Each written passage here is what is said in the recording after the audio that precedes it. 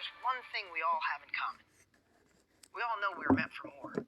More love, more joy, more abundance, more happiness, more freedom, more income, more impact on the world. So who can admit we are meant for more, and that unites us today, right? And the other thing is we have this opportunity to look into a better future for ourselves. And the reason I believe McConaughey is so good, the guy's been journaling for over 30 years. So when you journal, you get to see patterns. This pattern helps me be successful. This pattern helps me go in a different direction, right? And he loves to say, I'm not making A's and straight A's and everything. But think about this. I got to see behind the scenes, behind the curtain, on the amazing relationship with his wife. And it's unbelievable. I got to see behind the curtain of the father that he is, the work he does. He is a hustler. The work he put in to make this event live is unbelievable. Hey, I'm trying to focus over here. Can we I'm trying to do an opening here. Just give me a little backtrack. All right. We travel everywhere. I love this stuff. Obviously, he'll be here in 2 seconds. I want to end with this. You have no idea the work that went into this and creating something for you to tap into that full potential, to live into the person you're meant to be. So can we commit to staying all day? Can we commit to going all in? Can you put it in the chat? I commit, or I'm all in, McConaughey? Oh, great. Without further ado, Mr. McConaughey.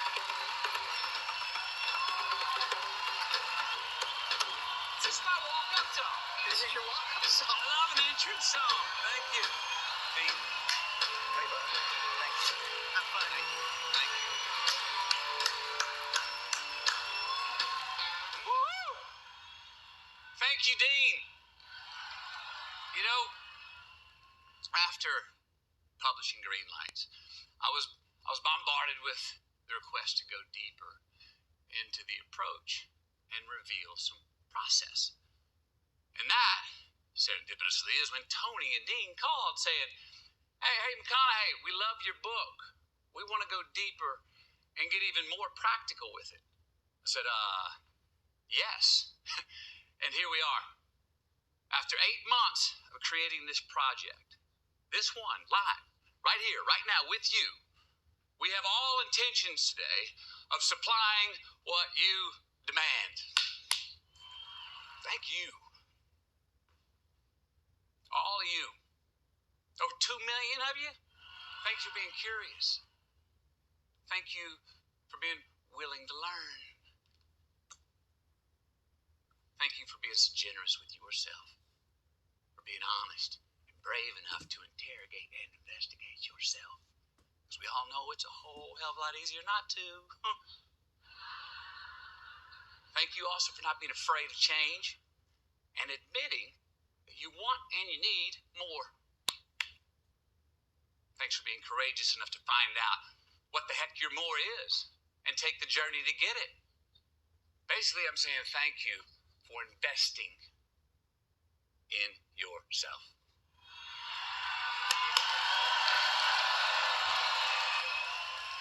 So, what am I doing here? What are you doing here? You, me, us, together right now. Now, I think we're all trying to figure out the riddle. Put some rhyme to the reason and answer the bigger existential question of what the hell are we doing here in this life that we're living?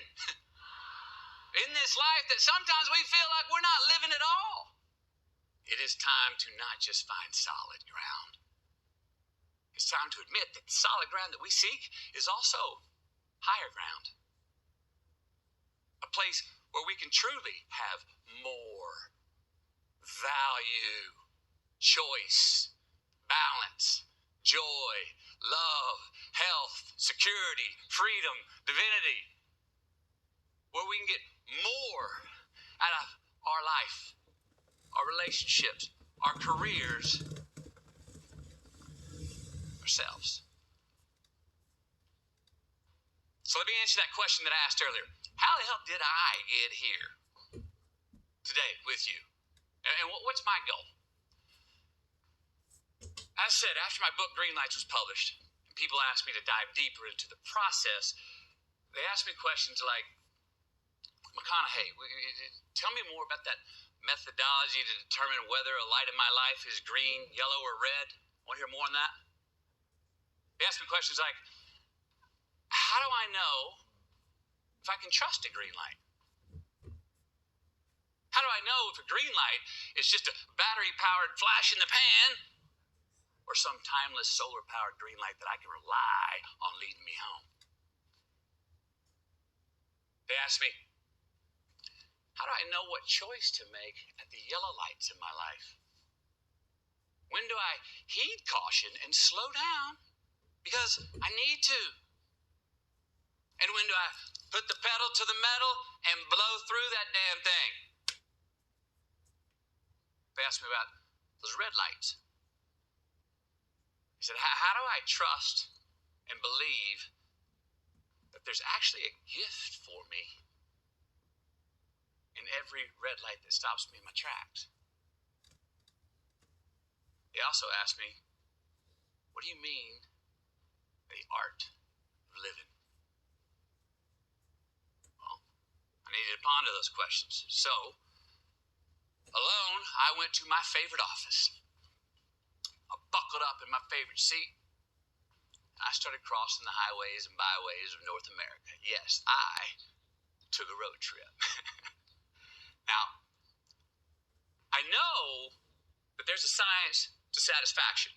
It's reached by making consistent and measurable choices, ones that we can each and all make to actually engineer more satisfaction, more green lights in our life. But I believe there's an art to living. You see, the science, that's the notes. The art, that's the music. The art, that's the dream. The science is the doing of the deed to reach that dream. The science leads to the art. We follow the science, we create the art. We study the playbook, then we can call the audibles. We use the right tools, we can not just build a house, we can build a home. That would be the art of living. So what did I learn on this road trip I took? What answers did I find and receive? Well, first answer was very clear. There is no one answer. Sorry. The knowledge and wisdom in the art of living is ultimately up to each of us individually. All right, my appetite may be your indigestion. Your appetite may make my stomach queasy. We want different things in different amounts at different times in our life. But that's not to say that there was no rhyme to the reason. No. There is a very consistent rhythm, actually, for all of us in the art of living. It's a rhythm of consistently asking ourselves the right questions. Questions that, if we continue to ask ourselves with complete honesty, will reliably get us closer to what we want and need and inform us as to how to get where we truly want and need to go. Questions that will allow us to adapt, evolve, and chart a course on life's highway that does lead us to the ultimate destination, a life we love, a life that we are honored to be living, a past that we're proud of, and a future that we look forward to. That, my friends, is what we're going to do today. No, we are not going to find all the answers. But to get started, we are going to start asking the right questions. Amen? Why are you here? I'm here because I admit that I'm still not living up to the man that I want and need to be. I admit that I know that I'm not yet the person that I got the capacity to be. I admit that sometimes I don't believe in myself enough. And I admit that I still have a whole lot more to learn and that I need more courage to be more honest with myself. I also admit that I'm here because I am not making straight A's in everything that I'm preaching about. All right? And stuff that I've already learned, I'm still not living up to. But I'm going to keep working on it. That's why I'm here. So your turn. Why are you here? Again, no judgment, no shame or blame. Just admit it. What we recognize, what we give credit to as being a reality. Sometimes when it's not. Number 2, let's talk about illusion. Me, I gotta admit again, sometimes reality, it's not enough for me. I feel like I need more than reality to get off to sometimes. I have unrealistic expectations of others and the world around me a lot of times. And because and when they don't live up to my expectations, I start chasing a false existence. All right? And before I know it, I start chasing a false utopia, one that doesn't even exist. And before I know it, I'm living on an illusion and I'm missing out on reality. This life.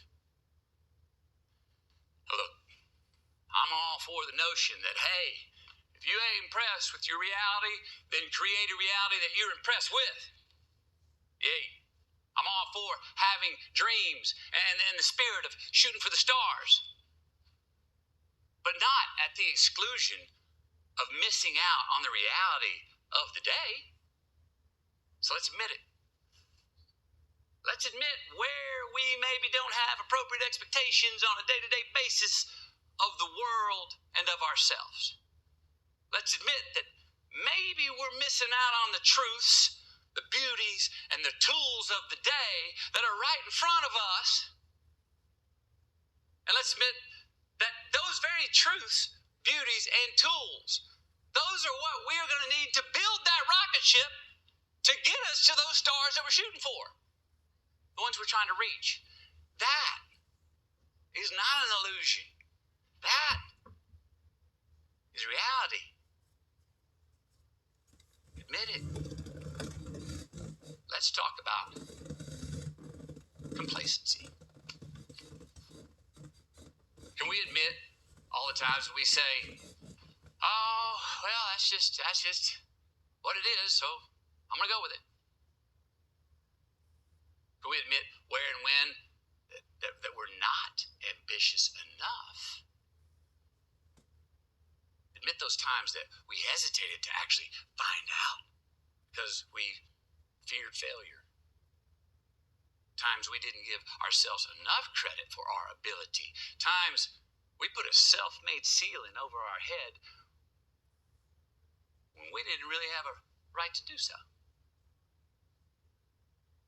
Can we admit when and where we blamed others for not getting the success that we wanted? Politicians, government, economy, banks, or boss.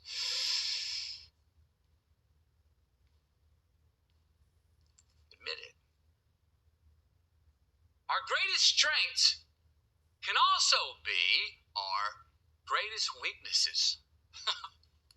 This one just came to me like 6 months ago. I don't know why it took 52 and a half years to figure it out, but sure. You ever notice how your greatest assets and strengths can also be your greatest Achilles heel? All right, me. All right, one of my greatest strengths happens to be resilience. Now, I fall down, I get up and dust myself off like that. I step in a pile of shit. I keep running while I'm cleaning that shit off my shoe on the go. All right? But that can turn into one of my biggest downfalls. Being a repeat offender. See what I mean? I'll step in the same pile of shit every time around the bend because I never stop to take inventory of just where that pile of shit that I keep stepping in was. We got to ask ourselves, are we seeking and moving forward towards a more meaningful chapter in our lives? Or are we just running from our past? A past that maybe we regret, feel guilty about, or consider a failure. Now, I propose that most of these crises, most of these midlife crises, quarter-life crises, are not because we did not do all we could have done, or because we failed in our past. Rather, that most of these midlife crises are because we don't realize truly how much we actually did. We don't respect and show ourselves enough gratitude for the successes of our past. Now look, we all need something to push off of and away from to get to where we're going. But we got to watch we don't wallow in our failures too much, you know? We got to watch that we don't dissect our failures for too long. Because we do that, we become victimized by them. We start giving them too much credit. We find ourselves not only stopped at the red light, we find ourselves stuck at the damn red light. So, I want you to admit a failure that you've made, that you're obsessing over. Can you say enough with the dissection of that failure and instead maybe forgive yourself? Let it go. Release the guilt. Turn the page. Move on. Change. And give grace her time of day. Now, admit a success that you've had, or something that you do pretty darn well on a consistent basis. Something you're good at, you know, at work. A way you care for your child or sibling or your spouse. Maybe you have great timing for telling jokes. Maybe you're a great whistler. Whatever that something is, I want you to give more credit to it. Give more respect to it. Have more gratitude for it. Now, will you commit to dissecting the successes instead of the failures in your life? Because I believe that the recipe for your particular secret sauce is under the hood of what you do well, not what you don't. So will you dig deeper into the why of your successes? Show yourself more gratitude for them? You do that, you're going to start to have more success more often, I bet you. See, gratitude, it reciprocates. When we are thankful for something, it has more meaning to us. When something has more meaning to us, we care for, nurture, tend, and feed it more. We take more responsibility for it. And when we do that, it grows, spreads, scales, multiplies. We do it more often, and it happens more often. And therefore, that makes us even more generous. So start dissecting your successes more than your failures. And start being great at what you're good at instead of trying to be good at what you're bad at. What are you good at? What are you successful at? Admit it. You know, look, We bury all this shit in the corner of our yard, all that stuff we didn't want in our house, the stuff we put on the porch and then ran out of space, so we put it in the shed. And then when the shed got full, we put it in the back corner of the yard, so we wouldn't have to deal with it. But now all those piles of shit we put in the corner of our yard is starting to encroach on us, That pile keeps growing until it smothers the shed. Then it gets on our porch. Then it's in our living room. Then it's in our kitchen. And before we know it, we are stepping over shit just to get in bed. Yeah, we're running out of real estate. And soon enough, oh shit, there's shit on the pillow. So we flip the pillow over. Oh shit, there's shit on the other side of the pillow. We gotta come clean, folks. Let's admit what we've been hiding. What's that thing that started small, that we just innocently put in the closet of our conscience, that now is starting to creep, like the weeds that are now starting to trespass on our day-to-day real estate. What's that shit that now might just be under our pillow? Let's admit it. All right. So I've asked you to admit a whole lot of things today. Thank you for playing along and interrogating yourself. Thank you for not judging yourself and just good old admitting. And hell, if anything, can we all just have a good old giggle at ourselves for being human? Remember, guilty and approved at the outset? I think we've all earned a heartfelt laugh at the fact that we may not be as evolved as a species as we like to think we are. Sorry, but we gotta admit it. Like I said, if we want to start living, we gotta start admitting. We want to be legit, we gotta admit. Guilty twice. I rhymed for the second time. Now, thank y'all for that. Hey guys. Now, I got a couple things to share here today. This is a shifting time. This is where, when we have things that are bugging us, it's like there's a magnifying glass on it. And sometimes we feel stuck. Sometimes we're doing okay. We want to go to the next level. Sometimes we just got to get back in the game. Sometimes we want to reinvent, reconnect, start over. Or as Matthew's son said, just meet new people and do cool things. And for some reason, we're holding back. But I want to give you a little kudos today. Just by being here, you're ahead of most, because most people complain about things going wrong. Most people are upset about what's happening in the world, and they get sucked into one way or another, and they're not doing something. You guys are taking the time to be here today, so celebrate yourself. Celebrate yourself being here. You are taking the uncomfortable action it takes to move forward. We're here to learn the art of living, right? What I'd love for you to think about, I love simple terms.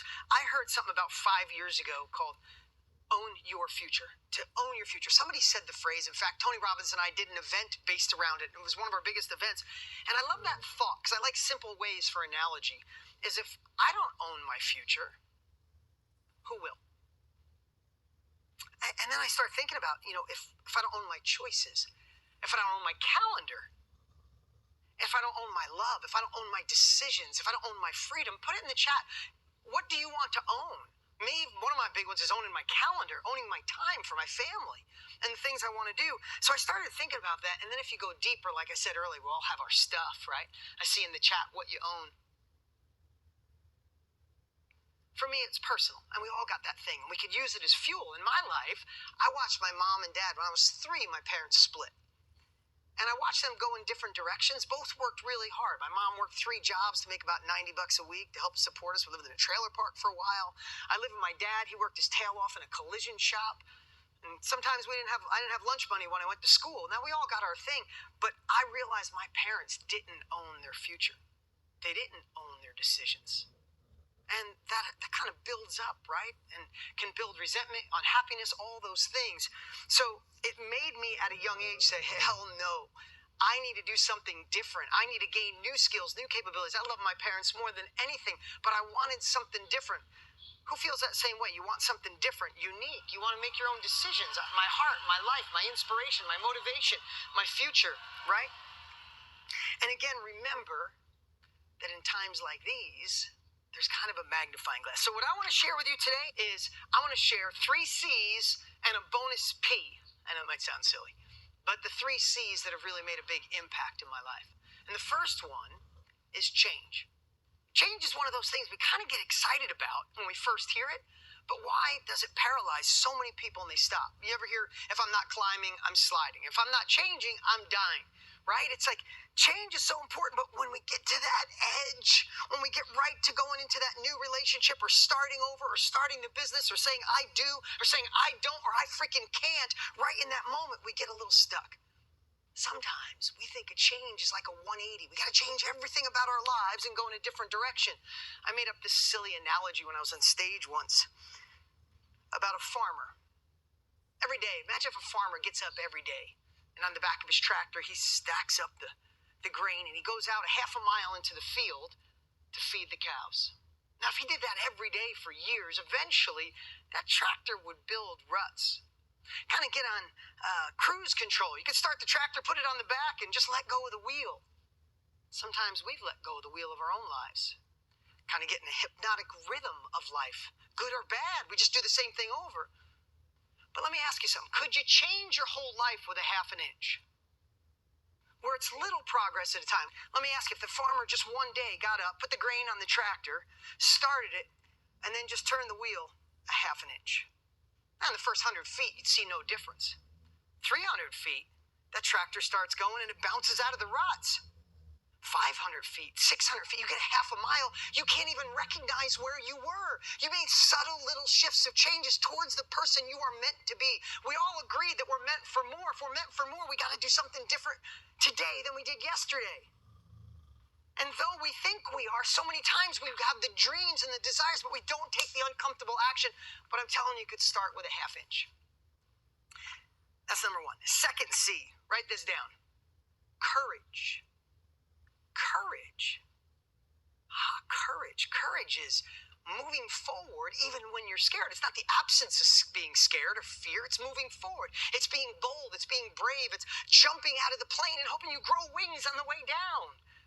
Oh, courage. So how do you find the courage to move forward? See, I'm going to give you a little secret. The third C is confidence. But you don't get to confidence unless you're courageous, because you don't move without it. So I want to give you a little secret, at least something that's changed my life. Whenever you're about to move into that thing you want, that next level of life, next level job, income, whatever it is that you want, sometimes there's that belief that pops up, isn't there? You're too old, too young. It's a new world. Too much technology. It's the economy. My spouse just doesn't believe. My other half doesn't believe in my dreams. My friends think I'm crazy. We don't realize that these little things come up, and in life they're cumulative when we start thinking about that, and all of a sudden you don't realize why you're not moving forward, but it's this story. Who can agree? Raise your hand if you've had a story, a belief, or something that's held you back in your life. Rate it on a scale of 1 to 10. How much that story has cost you in your life. Stopped you from moving forward. I could do it, but look at 10, 10, 10, 10, 10, 8, a lot. Now I want you to think of another fear. Imagine getting to the end of your life. And your maker, whatever your beliefs are, plays you a video of the man or woman you could have been. Play a video and say, hey, this is when you were thinking you were too old. You weren't. You just need to be bold and move forward. This is where your life went. Imagine seeing that video and what you would feel. What would the thought be in your mind? Can I go back? I missed it. I need another shot. I don't care what my friends would think. I don't care what my ex would think. I don't care what people think. I know I wasn't too old. I was still a baby back then. Please let me go back. Think of that. Now do me a favor. Rate that on a 1 to 10 scale. The fear of getting to the end of your life and realize you never got in the game. You stayed up in the stands with someone else's name on your back instead of getting in the arena. Look at it, it's all 10s, 1,000, a million, more zeros than I can look at. The first one seems like a 2 now, doesn't it? Right? First one's like, oh, I was like, it's a 2. But think about this. If your maker said to you, hey, you saw this, you got one wish. What would that wish be? Your wish would be to go back to right now and start over. Look at the start now, to reload, to start again, start over, leave over, restart. Guess what? Wish granted. Wish granted. We're here today. We can take uncomfortable action. We can move forward. We can be bold in this circumstance. We could be courageous and make subtle shifts towards the man or the woman you're supposed to be. Third C, confidence. You don't get the confidence until you start making changes and you make these little shifts, and then you get stuck and you go, no, I'm going to be courageous. Borrow some courage from your past if you need to. And now it's time to be confident. Now, when I talk about confidence, this is where I get to show my brilliance. Kidding aside, is imagine this. Imagine when it comes to confidence, yes, you have to make change. Yes, you have to be courageous. You got to be in the game. But what if confidence came by doing less of the things that take your confidence away? My brilliance, right? Kidding aside, think about that. What in your life do you currently do that hold you back from being all of you? And remember, it's cumulative. I don't know. Let's think about the news. When is the last time anybody ever watched the news and felt really confident or really amazing when you were done? Think about it. Has anybody in the last 3 years watched the news and got done and went, oh, I am ready? Babe, you missed the 5 o'clock news. Watch it at 9. We got this, babe. No, you watch the news, you're like, son of a bitch, it's over, right? So I'm not trying to oversimplify things, but if you watch the news and it dings your confidence a little, and then you hesitate on being courageous, then you don't get confidence. Figure out the things that build your confidence and do more of it. Figure the things that build your confidence, do more of it. Like staying engaged in a group like this. Who feels more confident today? Now I said there'd be a bonus P. What the heck is that? That's persuasion. Influence. Sometimes we call it sales. Now I want you to really think about influence and persuasion. It gets a bad rap. That's just a true story. Persuasion, influence. Think about this. Who in here is glad that you were influenced to show up here today? Remember, change can start with a half an inch. We have to embrace it. We have to love it. We have to feel it. Next is courage. Courage is jumping out of the plane, growing wings on the way down. Courage can come from borrowing it from something you did in the past, or it can come from realizing I'm not going to get to the end of my life knowing I played small. I'm here to give more, be more, do more. Who's meant for more?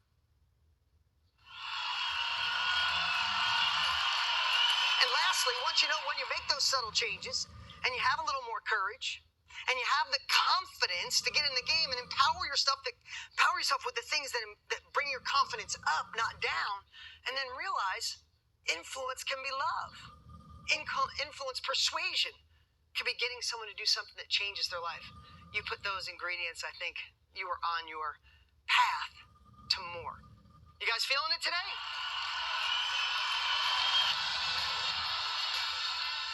How many people here have ever become a victim of your own success? It finally happened, right? You got that relationship, you got that career, you got that business, you got that family. And then all of a sudden, you hit a wall. Now, here's something that I've learned about admitting the truth to yourself about yourself. So look, it is rarely easy. It's often kind of uncomfortable, right? Most of the time, it is massively friggin' inconvenient, but here's the deal. It always, always sets us free. So here's what that looked like for me. So I walked downstairs in the middle of the afternoon in my house, and I saw it. It was calling to me. And it took everything I had to resist it. It was my couch. I wanted to lie down on that thing so bad because I was so friggin' exhausted. And then I heard that voice in my head, right? That voice in my head that said, you can't take a break. There's no breaks for you. You've got another interview coming up in 2 hours. You got to go to the store. You got to get groceries for dinner. You know what? You promised you call your parents. So no 5-minute break for you. And then I remember not giving myself permission, right, to put my head down and rest, even just for 5 minutes. Because the truth is, I thought resting would mean that I was lazy. I was unproductive. I was not ambitious enough. So what did I do? I did what I always do. I pushed myself to keep going, but none of that was working. You want to know why? Because I had to admit that I felt trapped. I had to admit that I felt completely exhausted by my life. So yeah, I mean, I knew I had a problem, but the truth was, I was so addicted to engineering green lights that yellows and reds, not an option for me. I believe what most of us don't realize is that sometimes getting on the path to more, it actually requires doing less. It requires eliminating, letting go, saying no of some of the thought patterns, the behavior patterns, the emotional patterns that, if we're being super honest, like really honest, that we've grown to rely on. I don't do overwhelm. I don't do overwhelm.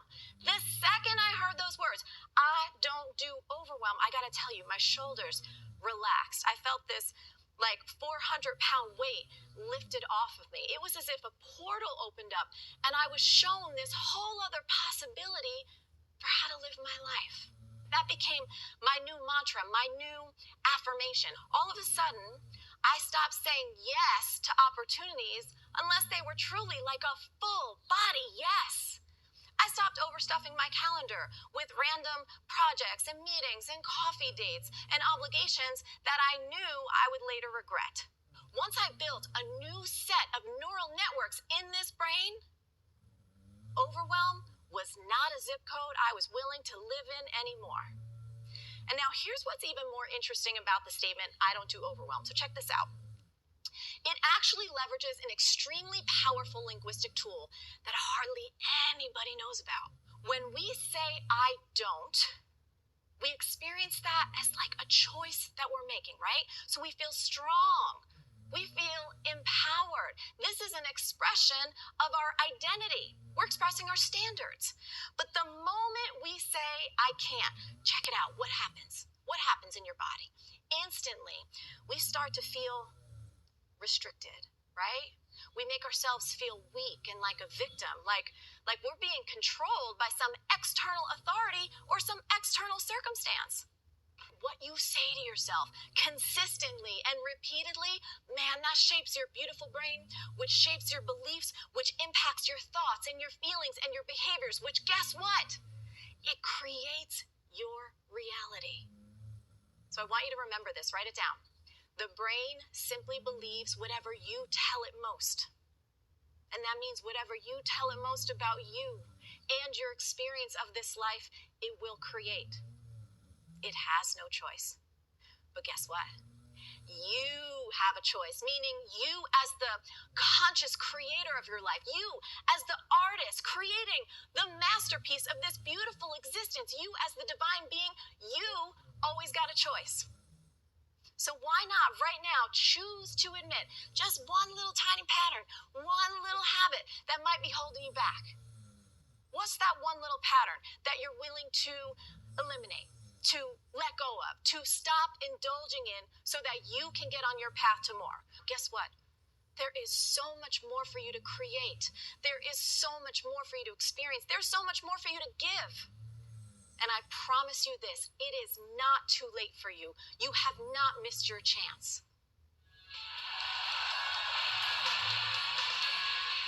You see, I believe that God designed a unique vision for each and every one of us. It's like going to the eye doctor. You go to the eye doctor and they give you a specific prescription for your vision that's meant for you to see. What a lot of us do, we have that vision and we take off our glasses that were specifically designed for us.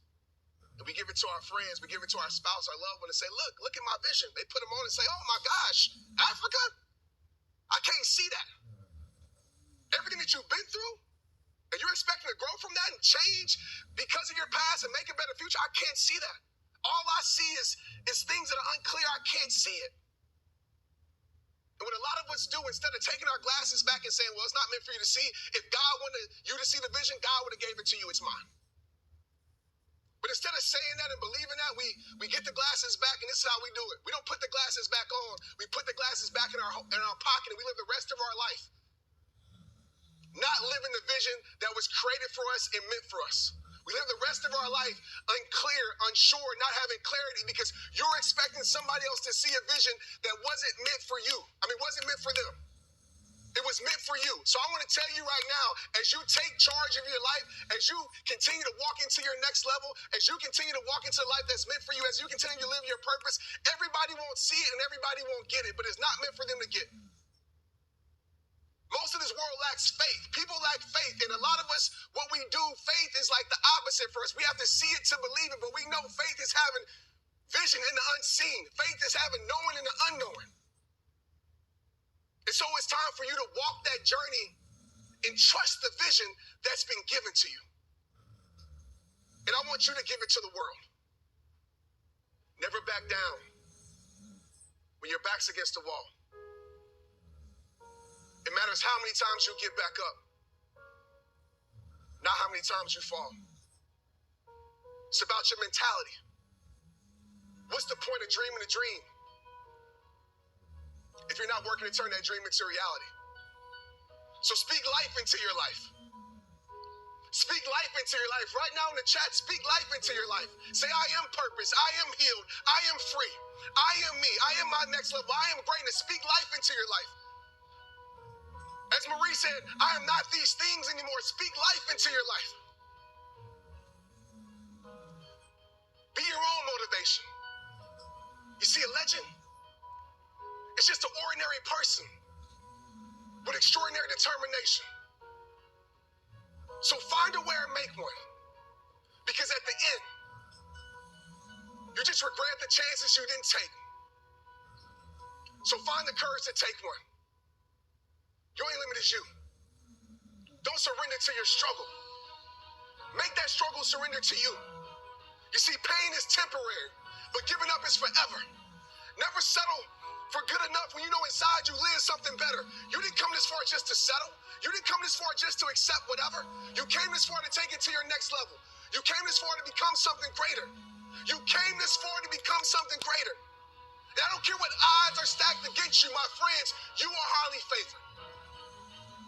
So for your family, for your life, for your vision, for this world, don't you ever stop working.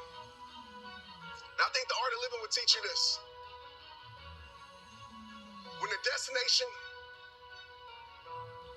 is worth reaching, the path won't always be perfect. But I promise you, it's worth it. I'm so proud of you. Now it's time for you to be proud of yourself. Like I always say, it all starts with you. It's rehab time. Let's get it.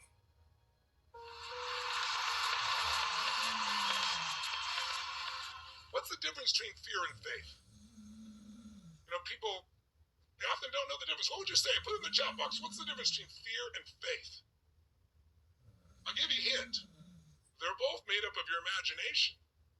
No one knows what the future is. Matthew said at the beginning here, some of the first words out of his mouth is the future is foggy, right? We're at this interesting time. Well, it's easy to make up the worst scenario because we're followed by the media. They're not bad people. Our friends in the media are just doing their job. Their job is to get your eyeballs, get you to click on, get you to look, and they know there's a primal part of your brain that responds more to fear and upset and anger than anything else. That's a survival mechanism. But you can get beyond survival. You can start to create life on your terms. And it doesn't mean you're not afraid. It means you're afraid, but you do it anyway. That's what courage is, right? Courage is you're scared to death and you still find a way to do it. So most of my life I've been scared to death. I just did it. I wouldn't let the fear take control of me. But I realized fear and faith, what's the difference? Well, fear is imagination undirected, right? It's like weeds, it grows automatically. You don't have to work on fear. Faith, you decide what you're going to believe in. And you just keep envisioning it over and over until it becomes real for you, and then all of a sudden you start to manifest it in your life. You do the actions that are necessary. Listen, you were born with faith. I'll prove it to you. How many of you drive down a road most days of your life where there's nothing but a yellow line dividing you from a bunch of crazies? And they're driving at you at 60, 65 miles an hour. Think about it. And you're driving along, and you know every single day, people on the other side of that road fall asleep, they're drunk, they're texting, and they kill people in every city in the world, all over the earth, every single day. So how do you drive? Faith. And why? Because the alternative is stay home and do nothing. Well, we experienced that for 3 years of COVID, and it made most people crazy. That's not going to change your life. So fear is what we got to face. And how do you do it? Well, the other way to do it is feed what you want instead of what you fear. I'll give you an example. I went to racing school, I remember, years ago. I wanted to learn to race. And I knew this guy, Bob Bondurant, one of the great racers in the world, and he had his own school. And I went up to Northern California, this place called Laguna Seca. This racetrack's amazing. And he said, Tony, I'm going to start, since we're friends, I'm going to show you what a race car can do. Get in the passenger seat, lock me all in, helmet on, let's go. And I went on a drive that I still can't forget. There's a place in Laguna Seca racetrack in those days called a corkscrew. We're going 120 miles an hour straight at a wall, and then you snap around it. Most people go about 80, but Bob goes 120, right? And I mean, I thought we were going to die for sure. At the end, my heart's beating out of my chest. And he goes, Tony, in 4 days, you're going to do that. And I said, Bob, I'm a positive person, and you're full of crap. I said, I don't know if I even want to do that. He goes, Tony, we're not going to just send you out to do that. He said, first, we're going to put you in a spin car. I said, what's a spin car? Now, listen up, because it's a perfect lesson for life. Perfect lesson for that journey to the road to more, to the quality of life you're really looking for. I said, what's a spin car? He goes, I'm going to put you in this car, and you're going to drive, and we're going to drive for a while, and you're going to get comfortable. And he said, we're going to go faster and faster, and there's going to be a point you'll lose concentration. Because when you see guys that are in race cars, you think, wow, how could they be sweaty? The concentration when you're going that fast is so intense. He goes, the minute you lose it, I got 4 little buttons over here, right below where I can't see by his seat. He goes, I'm going to push one of those 4 buttons right when you least expect it. It's going to lift one of the 4 wheels up, and we're going to spin out of control in that direction. I said, well, there's a wall right there. He said, that's right. We hit that wall full speed. Minimum is we're going to destroy the car, and you're going to pay for it. But he said, worse, we could get injured or you could die. I said, okay, so what's the secret? He said, here's the secret. It's so simple. When you're running out of control, when you're spinning out of control, focus on where you want to go, not on what you're afraid of. I was like, no problem. I teach this shit. This is easy. Right? This is going to be no problem. So sure enough, I get in the car. I'm concentrating. He's not going to get me. I'm ready. Of course, does he push the button when you're ready? Life never pushes your buttons when you're ready, right? But you're not ready when you get tested. It's those red lights that get you, right? I always say to people, it's like, I've used the red light metaphor before Matthew, but I've always say, listen, it's in those times when you're most challenged, right? That's what determines your character. Not when things are going well. Anybody can do well and be happy when it's going well. What do you do when all hell breaks loose, when it's unjust, when it's unfair? So sure enough, the button gets pushed, we spin out of control. What do? I immediately look at the wall, right? And as I'm like, oh my God, he grabs my head like this and forces it to the left. Now I'm fighting him because I want to see the death happen, right? It's going to happen. But he keeps my head going here, and of course, wherever you focus, that's where you steer. And so sure enough, we steer, and it's like, have you ever heard about a guy in a brand new Porsche driving down a country road 100 miles an hour, and there's one telephone pole every quarter of a mile, and the guy loses control and hits the pole? How come? Because he's like, oh my God, I don't want to hit the pole. So by forcing my head, sure enough, I steer in the right direction. And by the way, when you do the right thing, do you immediately get rewarded? Not always. There's a lag time. Someone says, you know, I've been dieting for 5 days, I haven't lost any weight. Well, you've been a pig for 30 years. Come on, we got to change here. Come on, let's be honest. Let's be honest with ourselves, right? There's a lag time, right, to make the change. But sure enough, I'm feeling lag time. That's why I want to look back. But he's holding my head, and sure enough, the wheels finally catch, and we miss the wall. Feels like 12 inches. It's probably more like 4 feet. But when you're scared, your brain exaggerates, doesn't it? So he looks at me and goes, did you learn? I said, I learned. I didn't learn squat. I didn't learn squat. I got right back in again. We're driving again. My Elise suspected he pushed a different wheel. We're spinning out of control. He grabs my head. After about 10 times of this, I learned to just train myself. Boom. And not look back. Keep focusing where I want to go. even though I'm still skidding in that direction, keep focused where I want to go, and sure enough, the wheels will catch. So now here's the question, important question for you. If you focus on what you want versus what you don't want, are you guaranteed to get what you want? Yes or no? Put it in the chat. Yes or no? Put it in the chat. Well, the answer is no, you're not guaranteed. But if you focus on the wall, are you guaranteed to hit it? And the answer, as you well know, is yes. So it's all about increasing our probabilities. That's what gives us the breakthroughs in our life. Whenever you hear something you know is valuable, do not wait. In that moment, do something that commits you to follow through later on. Something that's going to get you to follow through. So right now, what's a decision you could make right now if you wanted to? What's a decision, an easy one that you've been talking about doing that you're not doing? I want you to really make a decision, ladies and gentlemen. And if you really make a decision, I'll tell you a little secret. Use your body. There's all this research. I just read another study about this recently, that if you put your body in a strong state, you make a strong move, you make a strong sound, yes, anything intensely that adds tension in your body, your willpower goes up about 35%. And I've taught people this for years. So there's lots of ways to do it. But if it's easy, do it easy. If it's hard, do it hard. But make a decision today. People have known you for the amazing actor you are. I watched your Oscar-winning speech. So killer. And you play amazing characters. This is different. This is you today. Vulnerable. You, being you. They're not saying, I loved that character. They're thanking you. Right. So I guess the question is, with all that you've done, and we're halfway through this day, we got a lot more coming. How you feeling? I'm feeling as alive as I've ever felt. I'm feeling a little more alive than I maybe even thought I was going to feel. Look, I make films. I'm playing someone else's character in a script that someone else wrote, directed by someone else, lensed through a camera by someone else, and edited by someone else. So there's like 4 or 5 filters before my expression gets to get to you and you're in the theater. It's all here for the same purpose, and to get like responses back from you, questions, admittances. The conversation, the live conversation. I did not know it was going to be this much of a buzz, and a damn good buzz it is. So I'm having a great time. I don't really want it to end. What drove you to go deeper?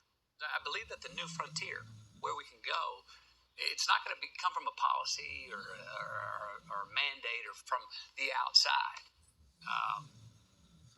It's going to come from a commitment and a covenant between our ears, I think, first, and then between this lane that we have between our head and our heart that can sometimes have a lot of potholes. You know what I mean?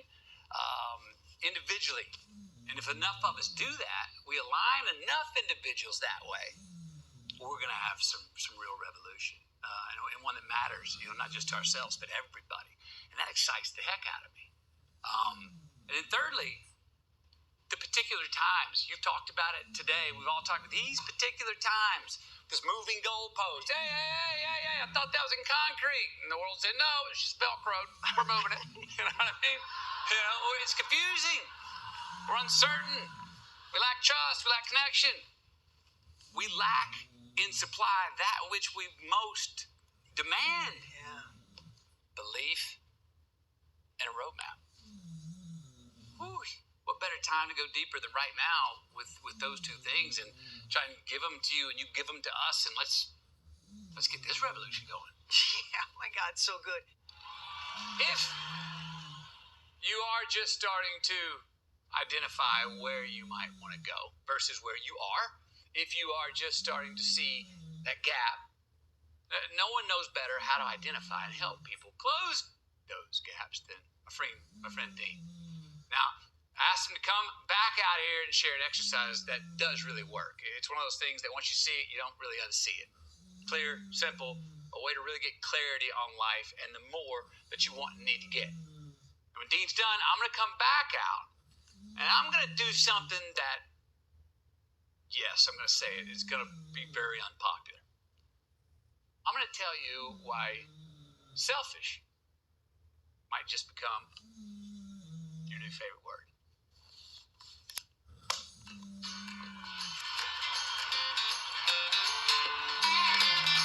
Hey guys, it's so cool to be here today. You got to understand before I get to this exercise. And the exercise I'm going to share with you is truly something I've been doing for 20 years. And we all have an unfair advantage, something that we think gives us a competitive edge.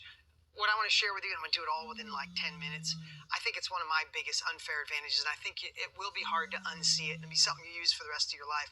Listen, 27 years ago, you're saying I get to watch Tony be on here. He's my best friend now. We talk every single night through either voicemail or a phone call. But 27 years ago, I was sitting where you were, watching a late night infomercial, and Tony Robbins came on. And there was a call to action for his course, Personal Power. And I remember thinking, damn, is he selling me and I bought it. It was the first thing I'd ever bought in my life like that. I bought a course. My dad said to me, he's watching right now. My dad said, you paid $300-400 for information? I could have talked to you. And I remember feeling, oh, why did I do that? And truth of the matter is my life shifted forever because I took that uncomfortable action to get Tony's course. And I remember I wrote in a journal, this course is so damn good, someday I want to meet him and thank him. 12 years ago, I got the chance to meet him and thank him.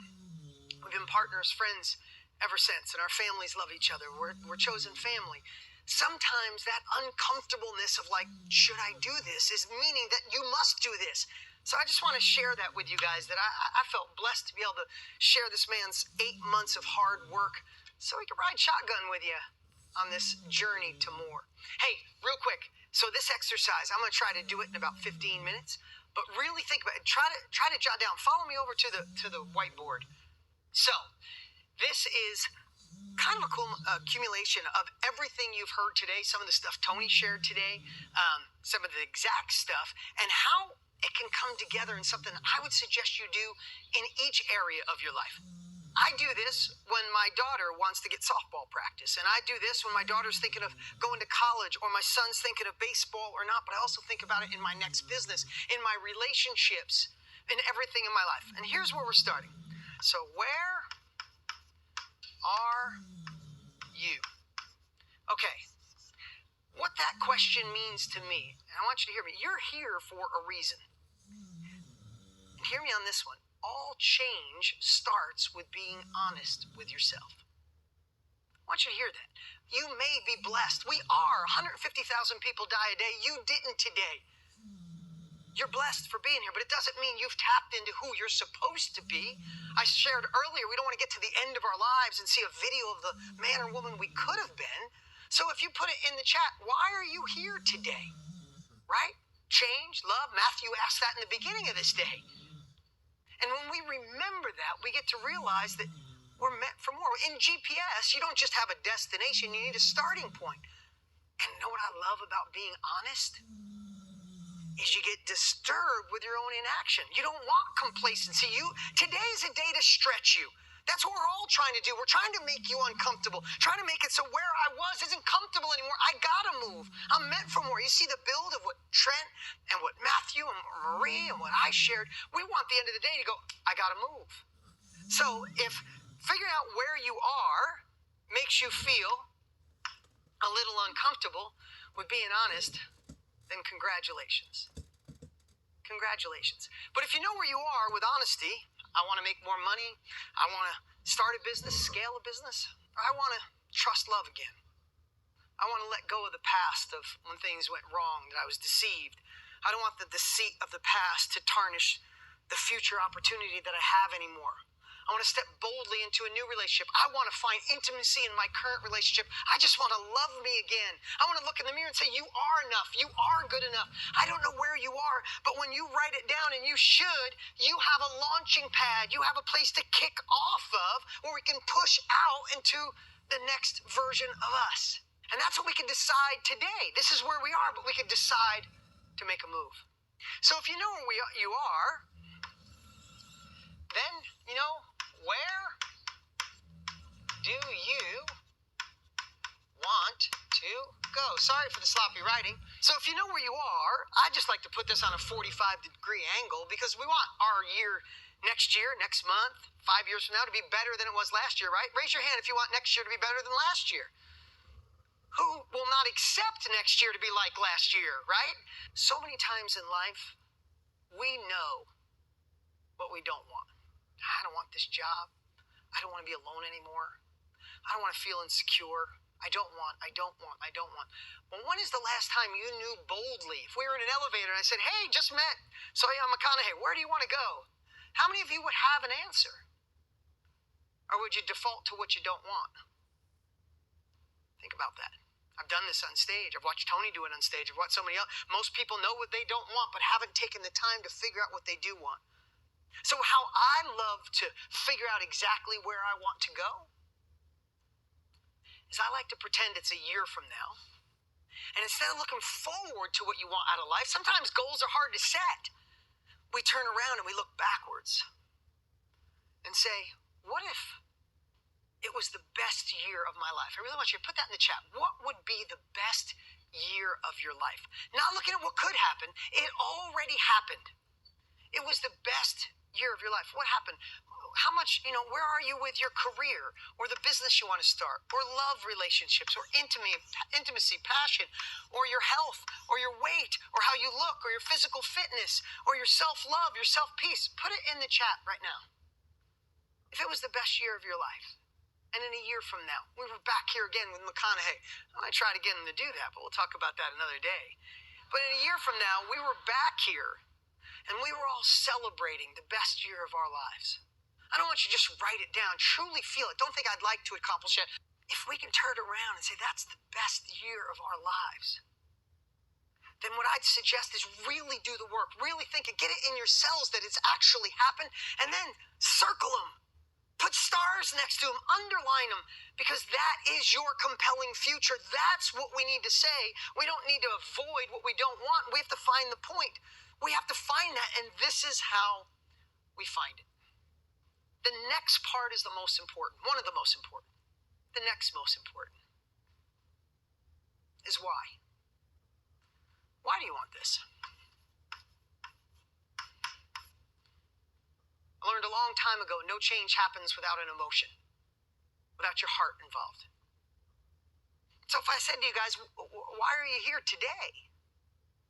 And you put in the chat, it's one of those reasons from our honesty, one of those places we want to go, but we got to emotionally get out of here and get into your heart. And I want to give you a secret here. You always hear about finding your passion.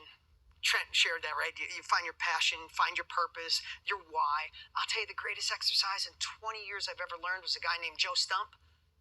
I hired him as a consultant. He came in. I want to have more progress. I want to get more impact with our clients and our students. This was almost 20 years ago. And Joe comes in and he says, oh, you want more impact? You want them to change their lives? Well, they got to know their why. I'm like, I think I do that. He's like, no. Have you ever done the 7 levels deep? I'm like, I don't know what it is, but if it'll help, I'll take it. I paid $10,000, I think it was at the time, for a day of consulting, which was a lot. I think we ended up bartering, but it was a lot of money. And I said, give it to me. He said, no, I can't give it to you. I got to do it with you. I said, okay, let's do it. So he said to me, why did you hire me? Just like I said, why are you here? Being happy, love, I want to grow, I want to fulfill my soul, I want to give the most to other people. I remember I said something like, I want to change more lives and leave a legacy. He's like, oh, that's great, Dean. Here's the whole secret to the 7 levels. He just asked the question again with the same answer you gave. So I said, I want to change more lives and leave a legacy. What did he say? Why do you want to change more lives and leave a legacy? I was like, okay. And I gave another answer. I don't know. I want to step up this industry so more people get transformation. And I remember I gave him like 4 or 5 answers that were from my head. But I do remember when it shifted. I remember when I'm asking it that many times that it got to a point where I literally felt it go from my head to my heart. And I felt this emotional shift. And when he said, why, the 5th time, something came out I'd never said before. I said, I never want to go backwards. I was like, where the hell did that come from? I remember my mom working 2 jobs, like I said earlier, 3 jobs to make $90 a week, come home late with her hands tired. And I remember saying, no way, I don't want to go back to that. I remember my dad working hard in the collision shop. I don't want to go back to that. Being in a trailer park till we couldn't afford it anymore. I don't want to go back to that. Not going on vacations. And all of a sudden I just started feeling like, oh, this is why I work so hard. This is why I got to go after it. This is why I got to take uncomfortable action. This is why I got to be courageous. Ooh. And I remember thinking, that I got it. And he's like, no, that was only 5, Dean. Why don't you want to go backwards? And the next one, if you're a parent, you know what I'm talking about. Next thing that came out of my mouth was, I want my kids to have choices. I never said that either. Now, I'm not talking about raising, now that I have four more entitled children. The world does not need any more entitled children running around. But as a kid, I don't think I felt like I had choices, and I want them to have choices, to do different things, to explore, to not be stuck. Oh my God, I'm in my heart. There's tears coming out of my face. I'm trying to hold it in, I can't. And I'm like, I got it. He's like, Dean, you got it, but that was number 6. He said, why do you want your kids to have choices? And my why came out. And it was, I want to be in control of my life. That's still my why to this day. It's still something I repeat to myself this day. Because as everybody probably told you here so far today, stuff will go wrong. Things don't go right. People will doubt you. Some things will fail. And we have to get up and keep moving forward. If it's just to make $1 million, you'll give up. If it's just to find love and don't care, just want someone, you'll give up. But when you get into your heart, when I said I wanted to have control of my life, what I thought about is that I love my parents dearly. They married and divorced a lot. I moved 20 times by the time I was 19. I was never in control. I moved around nonstop, different schools, different people, and all of that hit me, and I realized what was important to me at this phase of my life. I pick up my kids every day from school. I take them to school every day. I still make them lunches. I go to every baseball game that I'm in town. I used to go to every single practice in town. When my kids get off school, I'm still there waving. I need to be in control. There's nobody that's going to tell me I can't pick up my kids. No, sorry, got to work late, can't pick up your kids. No, I'm sorry, can't take your wife on a date. My date nights with my wife are everything. I need to be in control of my calendar. And when I think that, it is such a why to me that I would die for my why. I get emotional when I think about my why. That's how much leverage we need to get the momentum to start. So if you know where you are and you know where you want to go and you write down a year from now, best year of my life, you got to attach your heart to it. And keep asking yourself why until you get to where you feel it in here. Until you feel emotions. Until you feel your eyes swell up. Because then you know you got the thing. When someone says no, you go, no, that just means not yet. When someone says it's not going to work, you say, that's what you think. That's for other people. No, that's what you think. These are my glasses, as Trent said, and I am getting to where it is I want to go. Does that make sense? Guys, we all have this journey, and congratulations, it's life. This is the journey we're all on.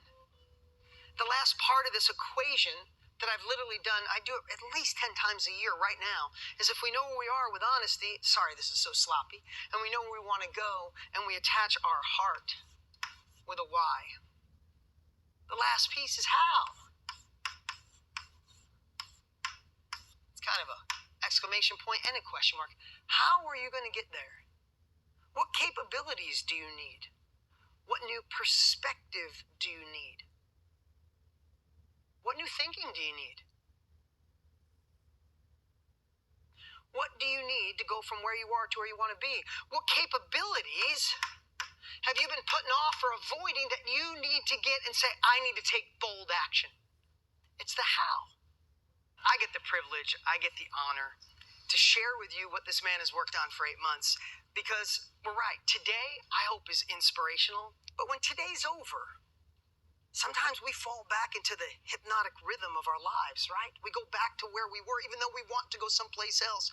And we thought of a way where you could have this man ride shotgun with you to build something immersive. Can't even call it a course. We're calling it immersive learning. And this is what you get. Guys, could you pull this up? I'm so excited. I get the honor to share this with you, because here's what I know. If you're going to get from where you are to where you want to go, you're probably going to need some help. Sometimes we get stuck. And at this phase, all this time with him, I think McConaughey is the perfect person to go along that ride with you. Can you pull this up, guys? It's Road Trip, the highway to more. Now, here's what we know. Is in life, we need immersion. Don't we need to immerse ourselves? And said we need to discover, immerse, and change. We also need repetition and momentum. We got to keep it going forward. We can't just go in today and hope tomorrow will change. You go to the gym for a weekend and be in good shape for the rest of your life, right? And we also need community. So we took all this in mind, literally 8 months. There's no exaggeration. 8 months, obsessive nights around a table to create something no one's ever done before. There it is. Road Trip, immersive learning experience. Let me go through it real quick. you get 9 mile markers. Admit more. Got a little bit of taste of admit today. Who felt the admit in Matthew's first presentation like, shit, I gotta admit? Well, that's just the first part of this course. You have video, nonstop, in each one of these mile markers. More you, how to find your identity, be closer to you, more value. How do you trust in your value so you give more value to receive more? More choice. Get unstuck. More balance. Who needs a little more balance in their lives? More joy. More cool. More love. More selfish. This is one of the most amazing courses. We don't call it a course. It's transcended. It's going to change the game. And here's the cool part. He also built a 64-page immersive workbook that goes along with the course. This thing is unbelievable. The team worked with McConaughey on this night and day for months. So you can create your path. You can create your journey. So you can lay out your road to more. Now here's the cool part. A course like this, again, Tony and I have been doing this forever, 65 years between us. This should be a $1,000 course, and it's not. I'm just going to be transparent with you. It's not. McConaughey literally wants every single person that wants to have him help ride shotgun be a part of this and see that everybody here has the opportunity to get this. But let me tell you what else we did. Next, you're going to have live, we just decided to do this a couple days ago. For the next 8 weeks or so, and the first training starts next week, we're going to get together as a family, do cool things together, and we're going to walk through each of the mile markers together to keep you on track. Because sometimes, who's ever bought something, a book, you're excited about it, bought a course, I love it, and then you let it sit on the shelf. You're like, I love that book, but nothing happened. We're not going to let that happen. So for the next 8 weeks in this studio, we'll be walking through, making sure that you stay on track to your more. So you're not left behind. So you're not just hoping. I've read thousands of comments in the Facebook group. Filled my heart. It allows me to come here and speak without scripts and stuff because I know my job here is to help impact lives. And this is the man that can. He articulates in a way I've never seen. He makes it interesting, makes it fun, but also challenges you. These courses are also challenge you. This is not just a good watch. At the end of each one, he's going to make you do your homework and challenge you to change your life. So you get 8 weeks walkthrough. Then you get this private community that'll change the game for you because you're going to be connected to this group. The people that you saw on the screen, but I get to see hundreds of you in front of me. You're connected to something bigger than yourself. That's an amazing package. Course, workbook, live weekly, and part of something bigger. But Tony and I, we've been doing this for a long time. We had so much fun partnering and working with McConaughey that we wanted to create something so irresistible during this event that if you're thinking about it, you got to say yes. And this is only for this event. We decided to give you 3 months free of Mastermind. Now, that's a platform Tony and I created to have the immersion, have the repetition, have the accountability. And here's what we're going to do. You'll also get 3 monthly live trainings. Now, if you think about the weekly you're going to get, that's about the course. This is next level. These are deep dive. And I'll be live in May. In June, you'll have Marie Forleo back on how to have the big ask. Who'd like some more Marie Forleo? And here's the cool part. Just a couple days ago, Matthew McConaughey agreed to come back in July for a training to show you how he uses journaling to take his success to the next level. So you'll have live monthly trainings as well. This is how you immerse yourself. This is how you say, I'm not settling for where my life was. I'm going to where I deserve to be, and I want to gain new skills, look through a new set of glasses, and take action. So you have live monthly trainings. Here's the cool part. You get 4 years of the past trainings. They're unbelievable. Okay, you have access to that. Next, as a part of Mastermind, this bonus we're given 3 months for free, you're going to get a new course every month. And it's already got 20 courses in it. Persuasion, creative storytelling, no limits, confidence. There are so many amazing mini courses. And here's how I want you to look at these. What Tony and I are giving you, the course is your main focus. You go through what McConaughey created. You fill out your interactive workbook. You show up for those 8-week training, game changer. Look at what Tony and I are doing is like Christmas presents. I want a little bit more about persuasion. Let me go grab this course. I want a little bit more about relationships. Let me go grab this course. We just want to give you that access to immerse yourself to make the shift. Who knows they have to make a shift? Raise your hand if you know you have to do something different, They have to go all in. They have to burn the boats, and that's why we did this. We'll also add another 50 meals through Feeding America. We're already over 1 million, so let's go to 2 million so we can do a little good for ourselves and some good for other people. And here's what you get. You get Road Trip. It is immersive learning at its best. You get to have this guy ride shotgun with you for the next 3 months, 3 years, as long as you want. It's yours for life. Imagine going through a tough time and say, I need more love. I'm going to go get McConaughey. I need more balance in my life. I'm going to go get more McConaughey. So I'd suggest you go through it right away, but have this as a library forever. You get live weekly walkthroughs, so we make sure you stay on track. You get the community. Be a part of something bigger. And you get a live training every month. One of them will be with McConaughey. You get a new course monthly, over 30 to choose from in the library. We'll donate 50 meals. Honest and truly, this is real value at $3,900. And if today we dropped it to $997, I would say you guys should all run and get it right now. But here's the cool part, and only during our live, you can have Road Trip, the highway to more, for $397. Go to jointheroadtrip.com. I'd write this down because it's today. This is event-only opportunity with Tony and I's bonuses, that price, and there's even a 3-pay. You can get started and have access to everything for $150 today. Guys, I feel so honored to be part of this, to watch what this man has put in. I can't wait for you to get this course in your hands. It is beyond that, and I am so stoked that you have access to it. JoinTheRoadTrip.com. Because the times, they do be a-changing. And I say it's time for us to adapt and to evolve. I say it's time for us to take a road trip.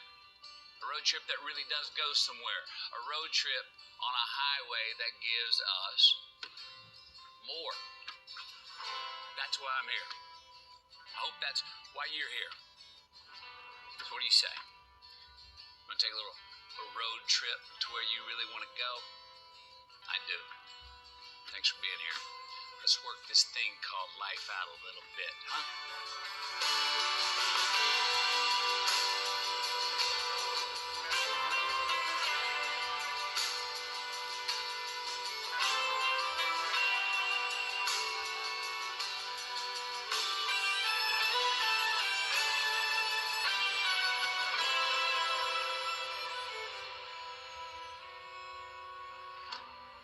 Look, Green Lights is a book that shares my approach to life.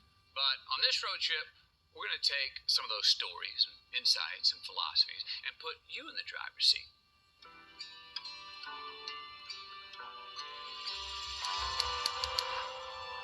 My one and only goal is to help you get more of what you truly want and need in this life.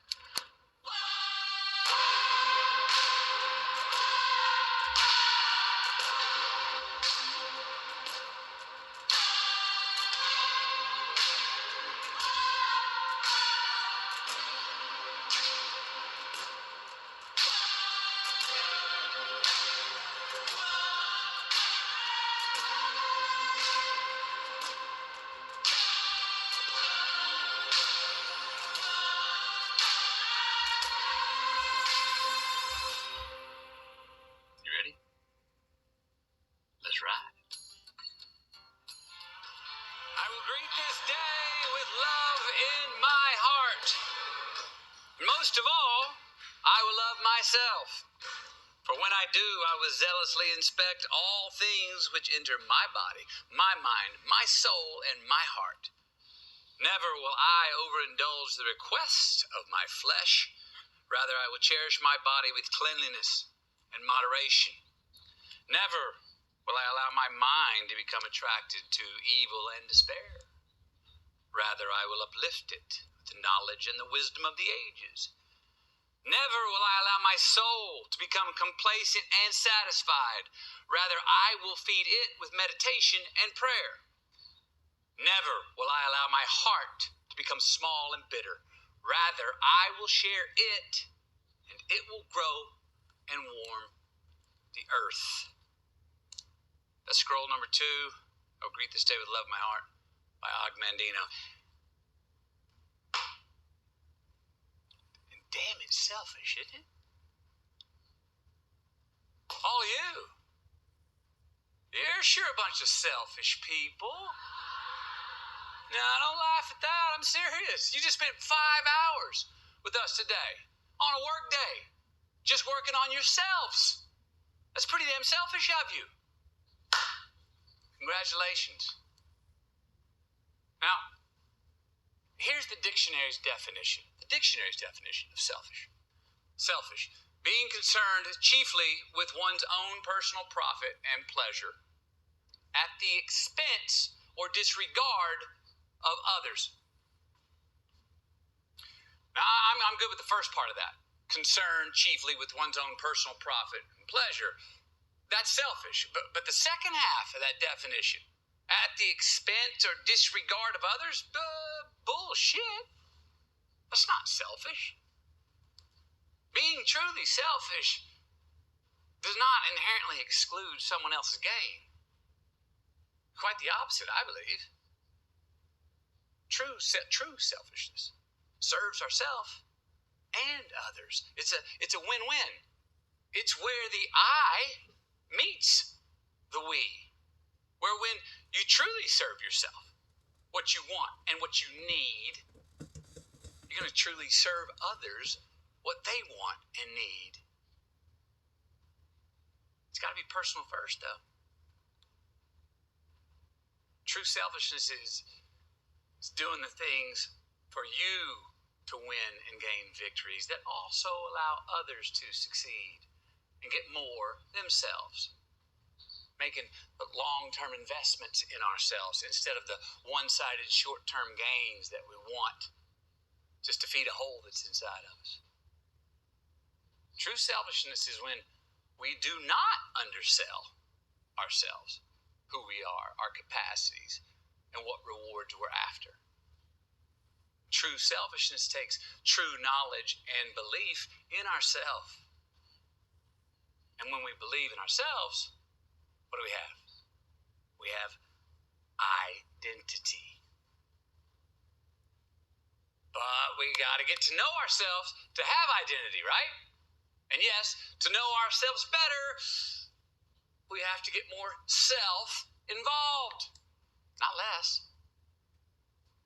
I believe that each one of us should invest more time in ourselves and serve our own self-interest more than we do. And the fallacy, I believe, is saying that this egoism contradicts empathy, care, and even awareness of others' feelings, wants, and needs. I disagree with this opinion.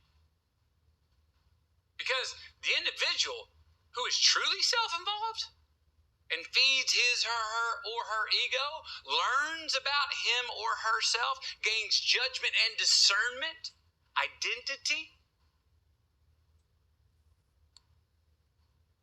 When that person truly gets involved with themselves and their personal inventory, what's going to happen?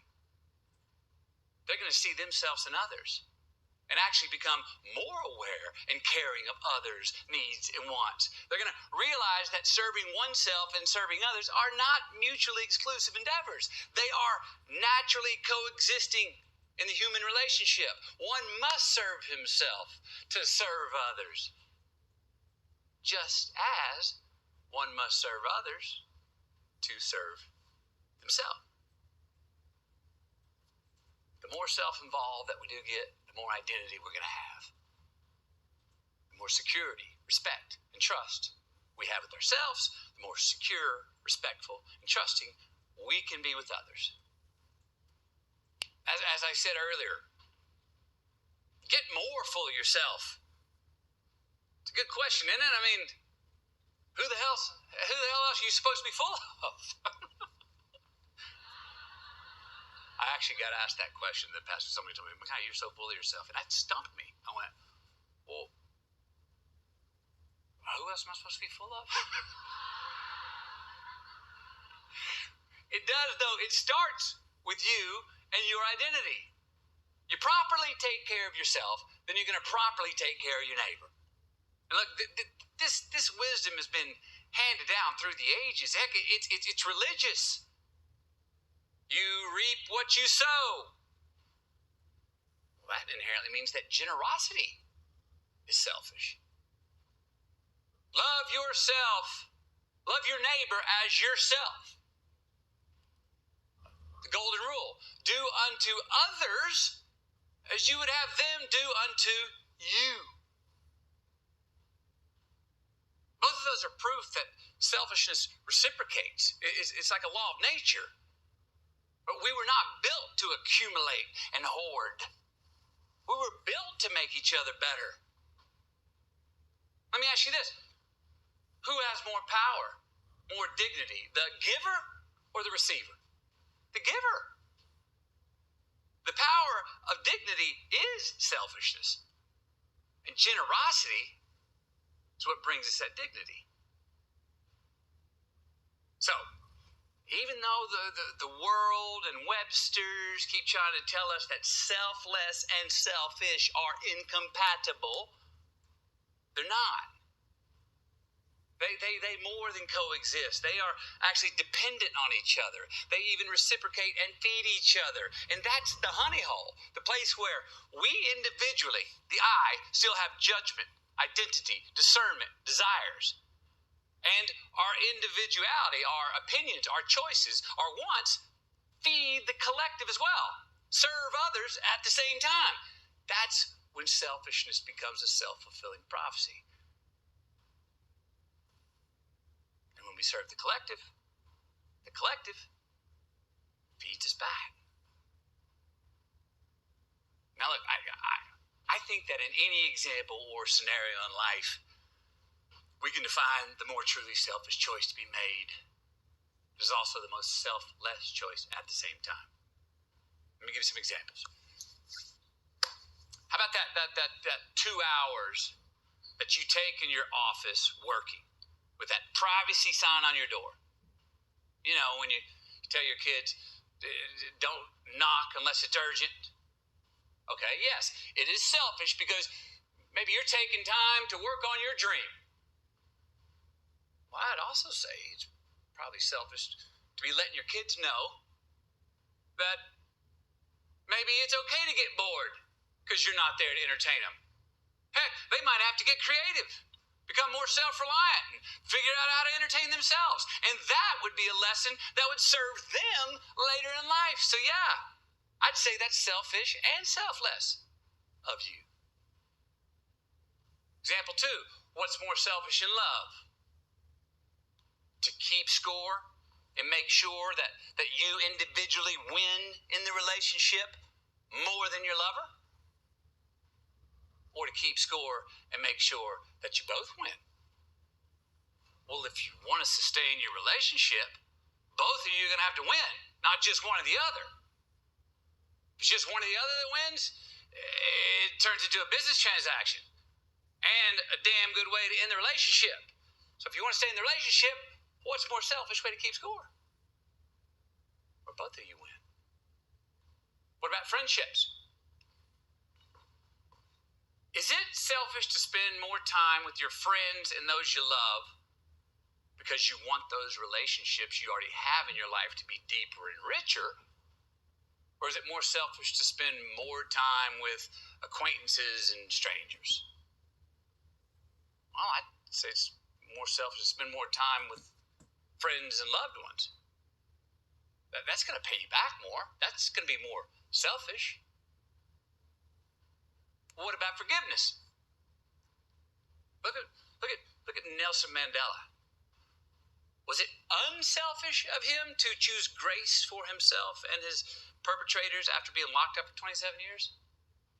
Or was it more selfish because he chose forgiveness, knowing that the spite and the anger would eat at his soul? It would not serve him or those who prosecuted him. He chose forgiveness. He chose grace. Wasn't that the more selfish choice? Would it be selfish to spend 2 hours a week working on yourself? Maybe to take time with a hobby, even though it may be a hobby that you do alone, I don't know, maybe you start journaling, take a few walks or drives with yourself, reservation for one. Now, your friends, they might be like, hey, where the hell you been, bud? Well, that time you're now spending on yourself, working to evolve instead of revolve, is not only serving you, it's serving your true friends who want what's best for you. And you might even inspire them to grow with you. So, what's more selfish? Look, you're here because you want more for yourself. Everything that we've talked about, everything that you're seeking can and will serve yourself if you activate it in your life. But it's just as true that if you start doing more of the things that we've been talking about today, you are going to be of much greater service to others. Can you argue that? I want to talk about the 9-mile markers in my course, Road Trip, Highway to More. One, it's about admit more. Okay? So we admit more, we're more honest. The more honest we are with ourselves, say the more honest we can be with others, and that would be selfish. 2, seek more identity. Well, the more we know ourselves, the more I find that we can understand others, right? That's selfish. 3, more value. Well, the more we define what we value, the more time we end up spending on what really matters. Selfish. 4, more choice. We make better choices for ourselves. The world's going to choose us more. Selfish.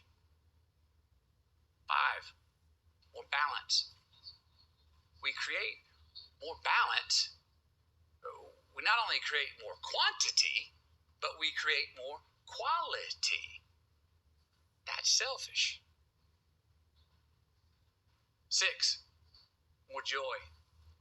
Look, we live with more joy, we're going to spread more joy. Selfish. 7, more cool. Look, when we're more cool, yeah, if we're each and all more cool, we're going to have more nerds in the world and less dorks.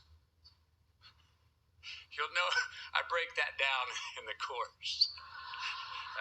You'll know what it means further. Big fan of nerds. And yes, that's selfish. 8, more love. We love ourselves more. We got a whole lot more love to give. That's damn selfish. 9 is more selfish. Meaning, yes, it's all personal, so please get more selfish. I think it's why we're here today. It's why you're here. As we said in the beginning, we're all in different stages of life, at different lights, on different highways. But because we're all here, we are all headed in the same direction. A selfish and selfless direction at the same time. It's life we're living. It's a road trip. We just started this journey together to identify where we are and where we want to go. And when we do that, we're going to be able to deal with whatever color light shows up on that journey, be it red, yellow, or green. We just need a roadmap to help us get there. Well, I truly believe that Road Trip, Highway to More, is that roadmap. And as has been said before, and I'll say it again, for those of you who cannot make it on the road trip or just choose not to, take what you learned today and just pick out something you can commit to, implementing in your life. It's going to work if you choose to do the work. For those of you who do choose to take this road trip with me, I want to be right there, riding shotgun next to you, trying to keep you headed in the right direction, helping you make some better turns, steering you away from some potholes and traffic jams. And it's going to be a damn good time. And wherever we are, each of us, whatever gaps we need to close, and however wide they may be, everybody just make sure to give yourself some credit. Said it in the opening. You're here. You're putting out the effort. You're trying. You made a choice. Where you are right now is a solid step in the right direction. Trust that. Believe that. And know that you chose it. That was damn selfish of you.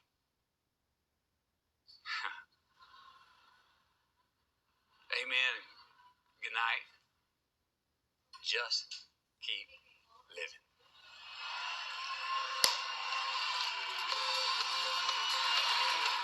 All right, everyone. It has been a beautiful and incredible day. We've got our amazing team that has made this incredible event possible joining us here on stage. And we want to finish by saying thank you so much. Thank you for your willingness, your dedication to shift your plans, to change your schedules, to be here with us live and make history. Again, this was the first ever live event that Matthew McConaughey has ever hosted. And you, my friend, were a part of it. We hope to see you in Road Trip.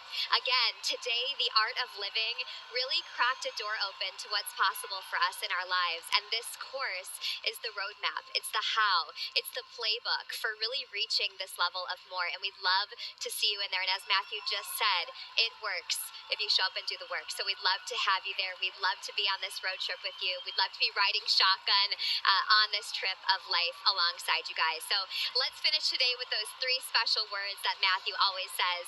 And if you want to join me and say it too, go ahead.